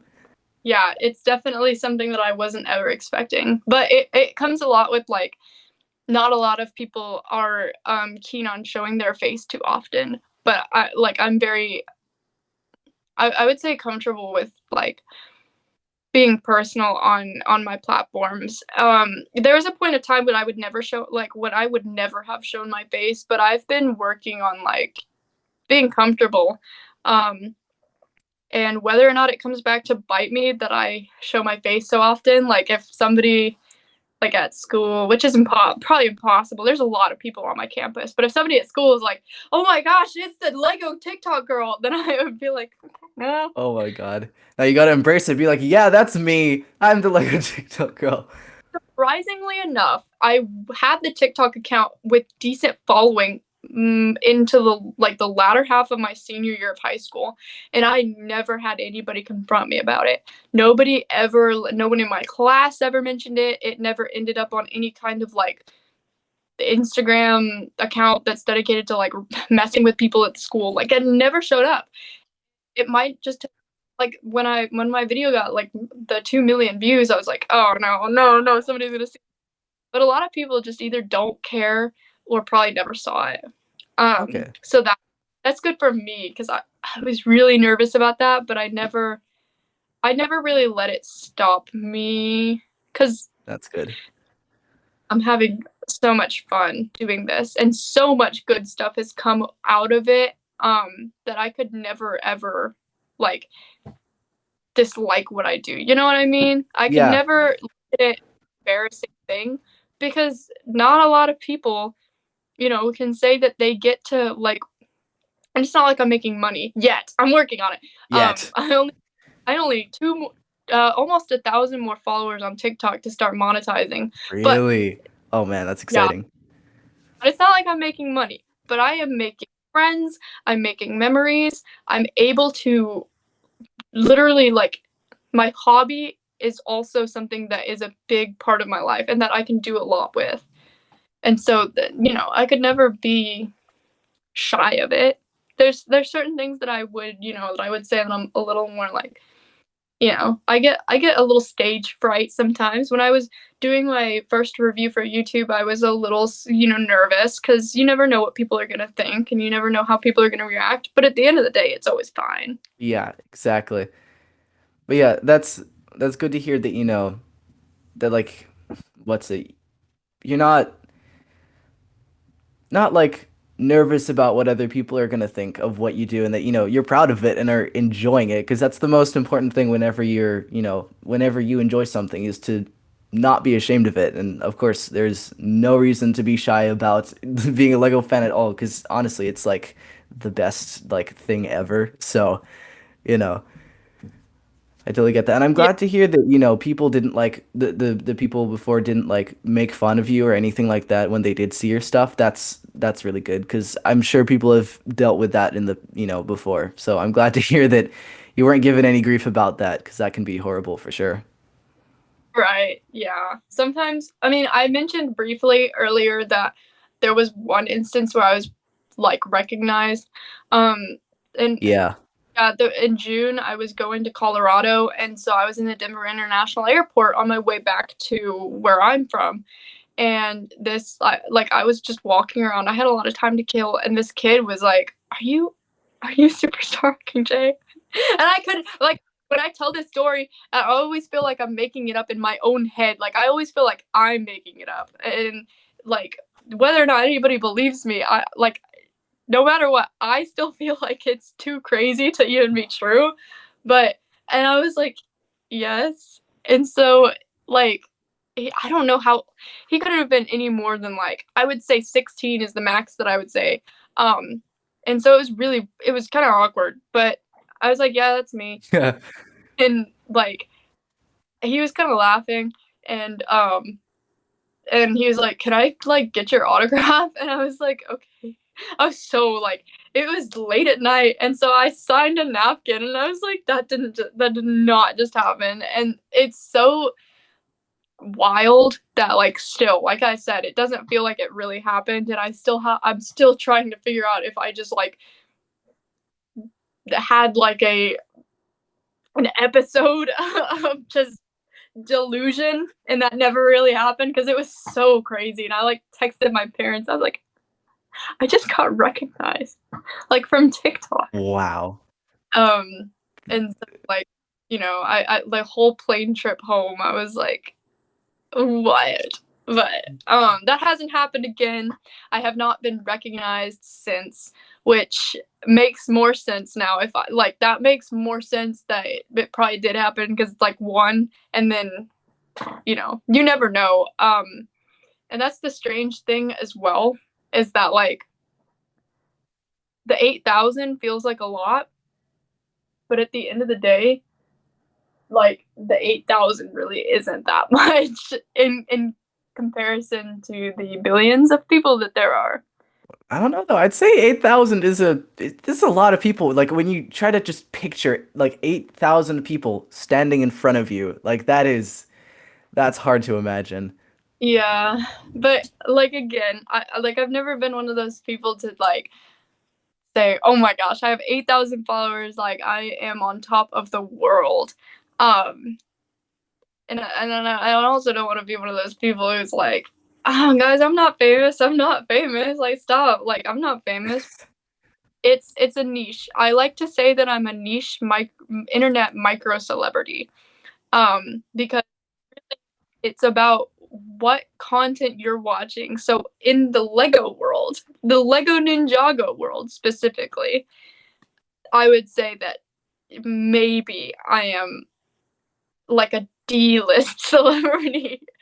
um All right, that sounds good. But yeah, that is really amazing that somebody recognized you like so early on in like just like your Lego presence online. Like that is so cool. it was Man. really wild. I mean, the Denver International Airport is kind of like a conspiracy theory, so you never know. If any place was gonna have Superstar Rockin Jae meetup, it was gonna be there. Yeah, and like there of all places, like it's not like it was at like a Lego convention or a Lego store, like at the airport there, like I that's amazing, really. died. People from all over the place at the airport, obviously, but like I was not expecting it to be there of all places. Like I honestly don't know where anybody would really recognize me, like at all. I can't it's saying that sounds so crazy. Um, but I can't. I honestly, unless I was at like a Lego convention and there was like a specific place for like Lego TikTokers. I think there I can't are. I think there is though, actually. Yeah, I can't even think of because there's so many Lego like there's so many that have been able to build their platform on TikTok as well that are like huge. And because I have a lot of mutuals who are really big Lego accounts, and Really. yeah, I even have some like Ninjago TikTok mutuals who are like 24,000 followers. Um, Wow. and the content that they make is like literally like the same as mine. It's just what they want to make, and so that they've built up, and so like they're inspirational. To me, is like they're doing what they like doing. And it's not about the numbers, but like it would be cool to say I can make money off of this, you know? Oh, Like, yeah, let's be honest. The numbers aren't everything, but it's a cool opportunity for sure. definitely. Being able to just earn money from anything that you enjoy is like the best way to, because you're not working then, you're just doing what you love and oh, I get money from it. That's cool too, right? Like it's so cool. It's the dream. Exactly. Wow, that's really amazing to hear. Thank All you. right. All right. So, on kind of the subject of like I guess people noticing you or like knowing that you're into Lego stuff. What's kind of like people's reactions when you tell them that you're into Lego or like they see the like Lego in your room or something like that? Is it like generally positive or are they confused or what's it like generally? Because teenagers can be, teenagers and young adults can be judgmental, that's for sure. So, So I honestly had mostly positive reactions. Um, good. my room, like my dorm room, I remember our RAs came and checked out some stuff in our room, and she kind of looked over at my side of the room. She was like, "Oh my gosh," because like I said, I have a lot of stuff that hasn't come home. I just brought all my Ninjago stuff home so I could make content, but I have a bunch of other things in my dorm, and so my shelf was just overflowing with Lego. Oh And she man. was like, "Oh my gosh, is that yours?" And I was like, "Yeah, it's mine." And she was like, "Wow, that's crazy." And then she kind of just left, and I was like, "That Yeah. was probably a little." But a separate occasion, I remember I was moving in, and one of the RAs was helping us get like our box into the dorm hall, and she saw my Ultra Dragon. I had just finished building it, so I didn't have it disassembled because I just finished building it, and so I wasn't gonna disassemble it just to move. So I just put it in the box, and she was like, "Is that a Ninjago set?" And I was like, "Yeah, it is. It is a Ninjago set." I get really excited when people recognize Ninjago around Yeah. me. And so she like talked to me about it for a second, and then I went up to put it away, but I never like talked to her again because I didn't know who she was. Yeah. Um, I would say like there's another part of having the collection.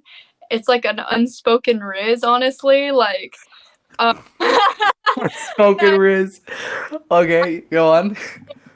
hate to say it, but um, like honestly, I've gotten a lot of people in my DMs on Instagram, like my personal account, and there was this one time that this dude that went to my high school never talked to me in high school, right? Okay. He like followed my Lego account, and then he randomly started like posting about Ninjago all of the sudden. I had followed him for a long time and he never ever posted about it, but he started putting Ninjago stuff on his story, and then he started sliding into my DMs, and I was like, okay.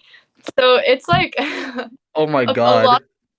It's either a positive reaction or like a positive reaction. So Wow. it's definitely something that attracts people more than like repels people.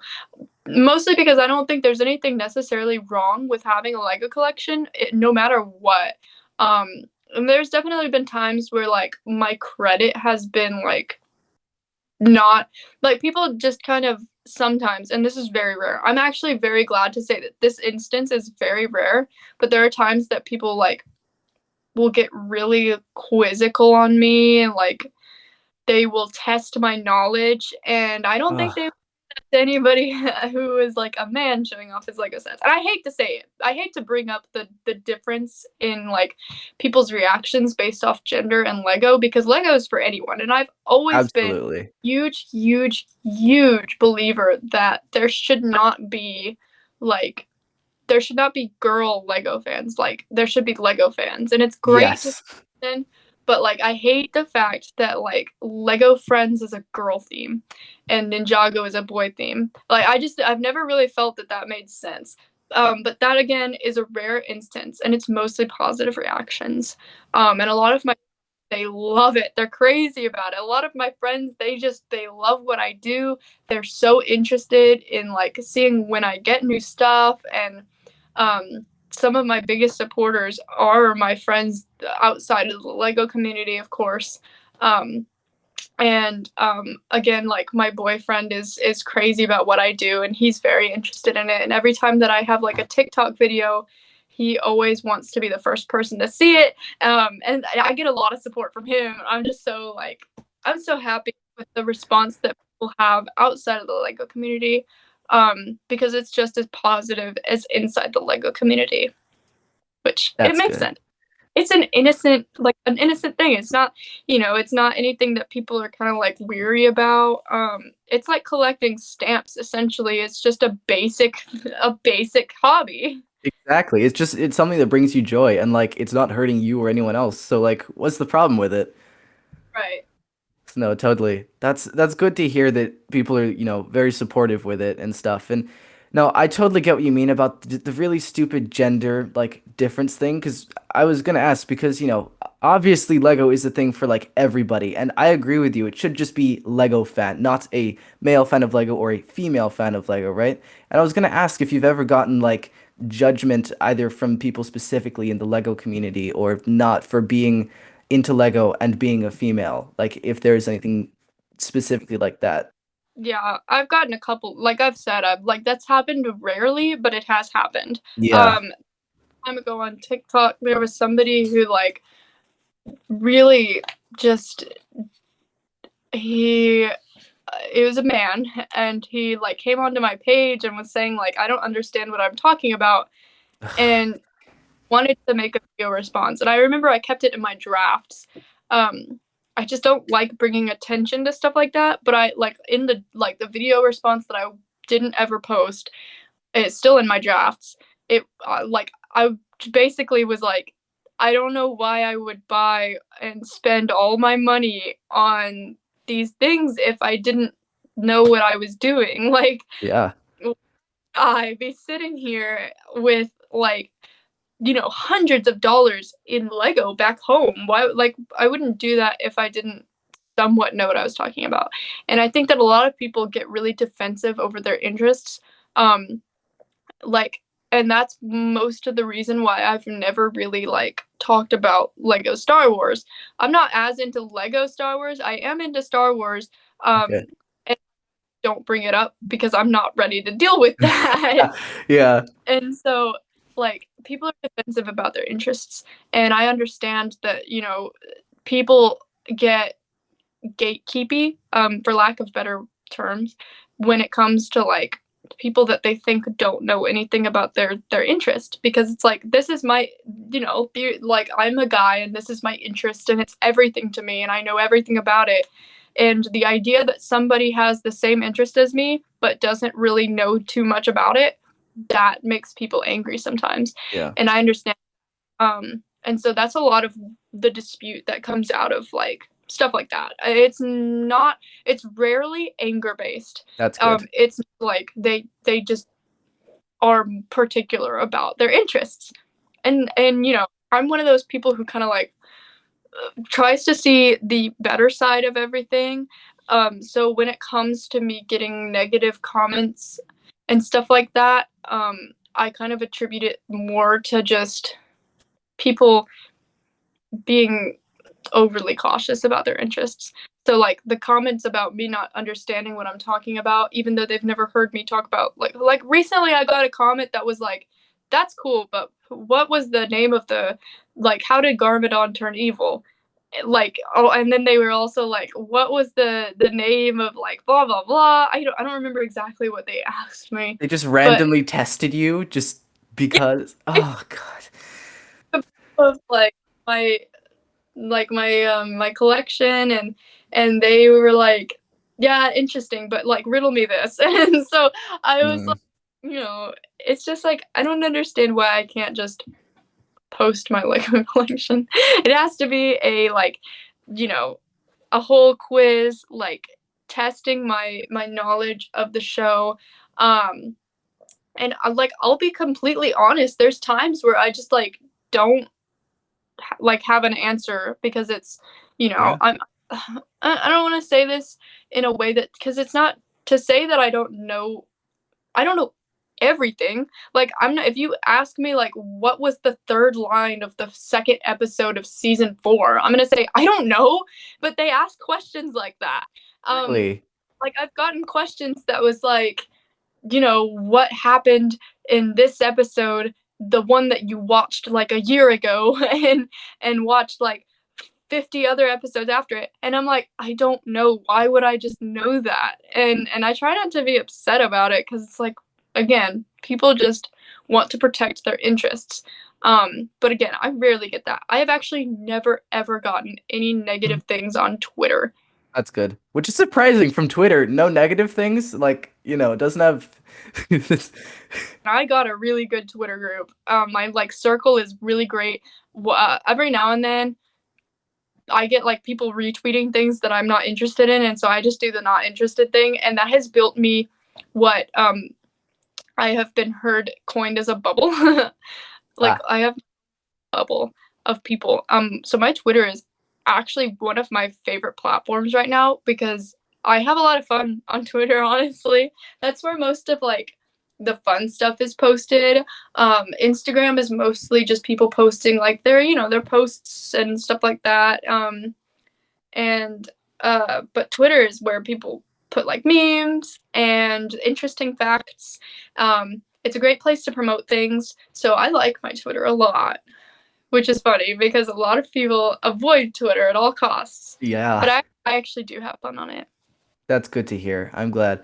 Yeah, man, I'm sorry that you get like some of those really stupid comments. Like, honestly, it sounds like you're being still kind of nice to them. Like, yeah, they're just protecting their interests. Personally, that sounds to me like they're just being really stupid and, sexist, obviously. But, Yeah, still though, I'm sorry you get that. But I think it sounds like you handle it well, just I guess block them or something if they're, like don't not getting involved, I think is really good because then it doesn't turn it into a big thing. It's just like, no.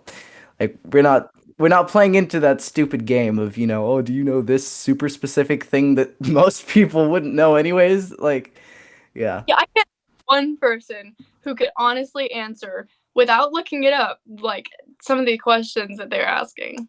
Yeah, no, it's absolutely ridiculous. I think even the most dedicated fans like wouldn't know one specific obscure line from episode X of season whatever. Like, yeah, no. That's really stupid. And I mean, I used to have something kind of similar-ish, like ever so slightly because I'm homeschooled. I've always been my entire life. And when I was younger, like when people found out, they'd be like, "Okay, what they give me like a math equation to solve quickly." And I'd be like, "What?" What? So, I mean, it's still a different thing, but I can understand what you mean by that. Like it's really stupid when people do that stuff, and it just shows how like small-minded they can be. Right, Totally. definitely. But yeah, I'm glad you handle it well, and I'm glad that you don't get a lot of that. So that's really great to hear. Okay, do you have any Lego hot takes or unpopular opinions? I don't think so, honestly. Um, I get sometimes we get into a lot of discussions, like a lot of my friends, within the community, like there will be something mentioned and it'll get like kind of like mostly in the Ninjago category. People will say like, "Oh, this season sucks," and I'll be like, "Actually, this is Hmm. one we've ever had." Um, I can't necessarily say that I have any hot takes that pertain to Lego as a whole.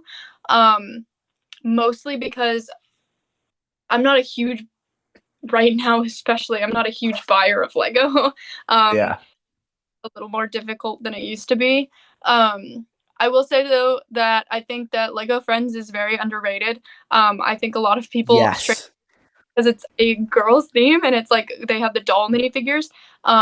But Lego Friends actually has really great builds. Like some of the stuff from the new wave, this wave that just came out. Oh my gosh! Um, and so Yeah. but that's becoming a little more. People are becoming a little more. They're realizing that Lego Friends are actually kind of like great. Um, let's see. I I don't really think I have anything. I'm trying to think of the things that I like when I'm shopping at the Lego store, like what I say in my head. Well, I mean, it can be like with that, or with things like I guess like lore stuff, like with Ninjago or things like that, like lore wise, or anything like that. Really, anything Lego related whatsoever. No, I don't think I have any like yeah, I mostly honestly have good opinions about everything. There's a lot of discussions that like happen and I try to stay away from them honestly because like I'm not really a controversy person. Not to say that hot takes are controversial. Sometimes they can be though. And like people will turn them into like there's one that's like a big deal within the Lego like Twitter community and a lot of people really hate Misako. Um Yeah, and and I've always had my own opinion on that, but I just never shared it. I just don't understand why she's so hated. Like I get it because people think that she's like this absent mother, but like I feel like if there was a problem, Lloyd wouldn't care about her so much. Um, yeah, the problem mainly comes from like she's just not written in as much as I think she could be. Um, I think a lot of the time, and this is perfectly fine. A lot of the time, people think that like when the episode is over, things are happening in the background, and they are technically because there is a lore and a continuity to Ninjago, but it's not like when the writing stops, more things are happening. Well, unless somebody writes it in, it's almost not true.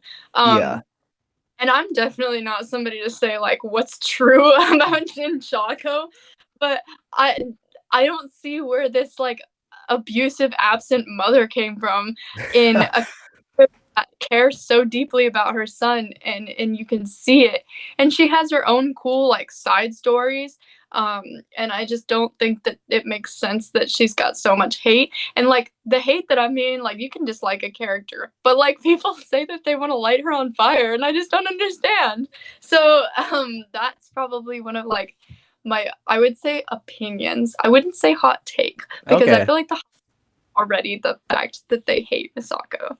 I see. um That's fair. All right, I see. No, that's a good one. I agree. Like, I mean, yeah, I guess Misako could have, done better in some situations, but I don't think she's that bad. Like, she still tries hard to keep Lloyd safe and all that. But I will admit that sending him to Darkly's school to like stop him from turning into like fighting his father, that was a bit like, you sure about that? I'm not... not a good idea, but I guess it comes down to like I don't know. I mean, they're not real, so it doesn't matter. You gotta take it all with a grain of salt and remember that no matter how much we love them, they're not real. But yeah, sadly. I was gonna say, one that I have is honestly, I'm not that much of a fan of Harumi. I know people like love her, but I'm sorry, but yeah, I mean, I've grown on her recently, but at the beginning, I kind of found her kind of petty, honestly, because she was like, oh, like, my family died because of the Devourer attack, therefore I hate you, Lloyd, very specifically, and also the rest of you, but mostly Lloyd. And I was just kind of like, literally, you were one of like thousands of people in the city. He didn't even know that you existed. Like, how is that his fault? I really wanted in Crystallized to have her in Pythor talk, and like him mention that he revealed Unleashed to the Great Devourer, and her be like, "Excuse me, what?" Yeah. Like that would have been amazing. But yeah, I can kind of understand it a bit because I sorry, yeah. no, I was just gonna say I can see where you're coming from. And I was thinking about this recently, how ridiculous it is. And I love consequence villains. I absolutely love Yes. that throughout the entire series, all this stuff happens. And like very rarely, I think well, I mean, consequences in like something that the ninja caused, not necessarily like Master Wu had this like argument with whoever a million years ago, and now it's coming back to bite all the ninja, and then he's gonna be like, okay, you gotta deal with this. Ninja, there's something I didn't tell you for the 100th time. Yeah, no, I love seeing consequence villain, but the and it comes down to like her connection with Garmadon. And there's if you can find it online, there's like a if you look at her character wiki, you can find a lot of information that is revealed in some stuff that I think it like somebody read one of the books and like put summarized it on her character wiki, and the Garmin on Rules book, I think is the one, has a lot of like information about her upbringing and like her interest in Garmin on. She becomes very petty very early on. And so like I like that. I Yeah. just discovered because I don't remember what I was doing, but I was just looking around researching Harumi, and like I found on her wiki that they had summarized a lot of the stuff that I don't think was ever released for the States, at least. Um, but since it was like out there for other countries, they like summarized it on the page, and so it really opened up a lot of information about her character. So that's really cool. But yeah, I don't. She's kind of crazy. Definitely. That's fascinating though. And I guess it was kind of petty because it happened when she was little, so she could never process that properly. But yeah, that's definitely interesting. So to end off the show, or podcast, I guess, I always ask everyone, do you have any advice for fellow TFOLs? Ugh, I don't want to sound so like what's the word, cliche, but like anything that you want to do, 100% do it. As long as it's within legal boundaries and it makes you happy and it doesn't harm other people, 100% do it. There's a lot of things that stop people from doing things that they want to do. Fear of what others might think. There's a lot of strings that tie a lot of people back from really jumping into their goals, especially making a presence online. I know that a lot of people in my generation grew up wanting to be YouTubers. And maybe I'm speaking only for myself, but I think a lot of people had the aspiration when they were young. And the thing that sets apart people who actually did it and people who didn't is that the people who did it, and that's what I will say. 100% just do what you want to do and not what other people want you to do. That's fantastic advice. Just do it, right? And don't let anybody stop you as long as it's, within legal boundaries and not hurting you or anyone else. Yes, I will not saying to do illegal things, but I will go on record to say do things that are legal. All right. Do things that are legal. All right. Okay, well, that's fantastic advice. And I think you're a really good example of not letting any of that stop you and just doing it. Thank you. So, yeah, thank you so much for coming on the show. It was really great having you. It was a Before we lot of end fun. this up, Sorry, it was a lot of fun. no worries. I'm glad. Do you have any social medias or platforms that you would like to shout out? I'm gonna link everything that we talked about in the description, but so if anybody wants to find that, but anything you want to shout out. Um, I could sit here and list people for days, so I don't think I will Do. do it No, specifically. but like your platforms and stuff. Oh, I thought you meant like people that No, um I should have said what's it, like, plug your content, like different platforms people can follow you on and find I'll you. do that because it's just me. I am Superstar Rockin Jae on TikTok, Rockin Jae on Twitter, Superstar Rockin Jae on Instagram, Superstar Rockin Jae on YouTube. So you can find me there. Okay, that's awesome. Well, thank you so much for coming on the show. And thank you all so much for watching. It really means the world.